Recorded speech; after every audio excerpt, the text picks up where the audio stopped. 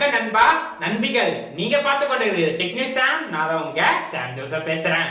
உலகமே டெக் ஆக போகுது, டெக் தான் உலகமாக போகுது. அப்படி இருக்கும்போது ஒவ்வொருத்தையும் தேவையும் வெவ்வேறு அந்த தேவைக்கு ஏற்ற மாதிரி தான் இந்த வீடியோவையும். இந்த வீடியோல நம்ம எதை பத்தி பார்க்க போறோம் அப்படின்னு நீங்க கேட்டீங்களா, இன்ட்ரெஸ்டிங்கான அமேசிங்கான வண்டர்ஃபுல்லான ஒரு டெக் ஸ்டோரியை பத்தி தான் பார்க்க போறோம். என்னடா புதுசா ஸ்டோரி தான் சொல்ல போறேன் அப்படின்னு நினைச்சீங்களா, டெக் ஸ்டோரி தான்.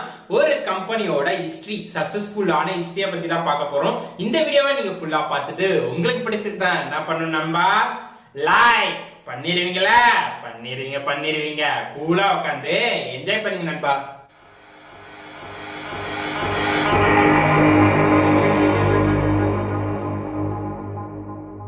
நம்ம எந்த கம்பெனியோட சக்சஸ்ஃபுல்லான ஹிஸ்டரியை பார்க்க போறோம் அப்படி பாத்தீங்கன்னா மிவி அப்படி சொல்ற இப்ப வளர்ந்து கொண்டு இருக்கிற லேட்டஸ்டான ஒரு பிராண்டோட ஹிஸ்டரியை தான் பார்க்க போறோம். அப்படி ஹிஸ்டரி சொன்னோனே பாட்டி கதை மாதிரி ரொம்ப தூரம் போயிடுவேன்னு நினைக்காதீங்க நண்பா. ஜஸ்ட் பாஸ்ட் 5 இயர்ஸ் பத்தி தான் பார்க்க போறோம். அந்த 5 இயர்ஸ்ல இருந்து தான் அந்த கம்பெனி ஆரம்பிக்கப்பட்டது. ஆரம்பிச்சு எப்படி இம்ப்ரூவ் பண்ணாங்க, எப்படி ஐடியா வந்தது, எல்லாத்தையும் blah blah blah blah blah உள்ள வீடியோக்குள்ள பார்ப்போம் நண்பா. இப்போ நம்ம டைம் டிராவல் பண்ண போறோம். 2015க்கு கடந்து போறோம் நண்பா. வாங்க கடந்து போவோம். இப்போ நம்ம 2015ல இருக்கிறோம் நண்பா. எங்க இருக்கிறோம்? 2015ல இருக்கிறோம். 2015ல நடந்த இன்சிடென்ட்ட பத்தி பார்ப்போம் நண்பா. அப்ப இருக்கும் போது ஒரு கப்பல் இருந்தாங்க. அந்த கப்பலோட நேம் பாத்தீங்களா விஸ்வநாத் மிடுலா அப்படி சொல்ற ஒரு கப்பல் இருந்தாங்க.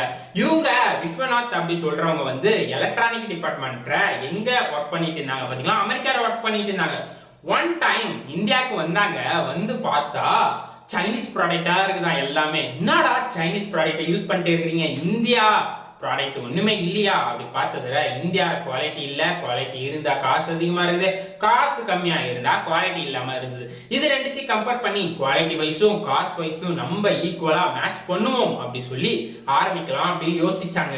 ஆனா ஆரம்பிக்கும் போது பாத்தீங்கன்னா இந்தியா எக்கனாமிக்கும் கிடையாது, இந்த ப்ராடக்ட்டுக்கான எதுவுமே கிடையாது. அப்படி இருக்கும் போது பக்கத்து நாட்டுல தான் வந்து நம்ம கடன் வாங்கி ஆக வேண்டிய சூழ்நிலை இருக்கும்.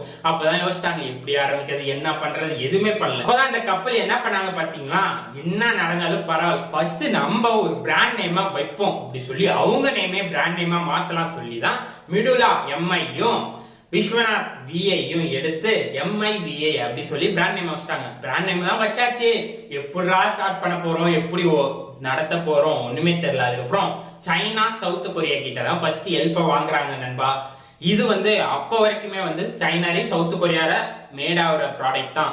இந்தியா கவர்மெண்ட் படி பாத்தீங்கன்னா வெளியே எங்க மேட் ஆனாலும் அது இந்தியாவோட கம்பெனியா இருந்தா கூட மேட் இன் இந்தியா போடக்கூடாது. எங்க மேட் ஆகுதோ அந்த நேம தான் போட்டு வரணும். அப்போ வந்து அவங்க வந்து made in China, made in South Korea அப்படிதான் சொல்லி ப்ராடக்ட் வந்து இந்தியா கூட எக்ஸ்போர்ட் பண்ணிட்டு இருந்தாங்க. ஒன் டைம் பாத்தீங்கன்னா எல்லாமே 5 இயர்ஸ் கடந்தாச்சு. அதுல வந்து ப்ராஃபிட் பார்த்துட்டாங்க அளவுக்கு மீறி.